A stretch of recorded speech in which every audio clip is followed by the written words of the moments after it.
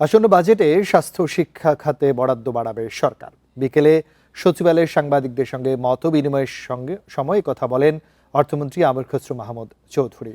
তিনি বলেন, অতীতেও সমষ্টি অর্থনীতি ব্যবস্থাপনায় বিএনপি সরকার সফলতা দেখিয়েছে, এবারও সেই ধারা অব্যাহত থাকবে বলেও জানান মন্ত্রী।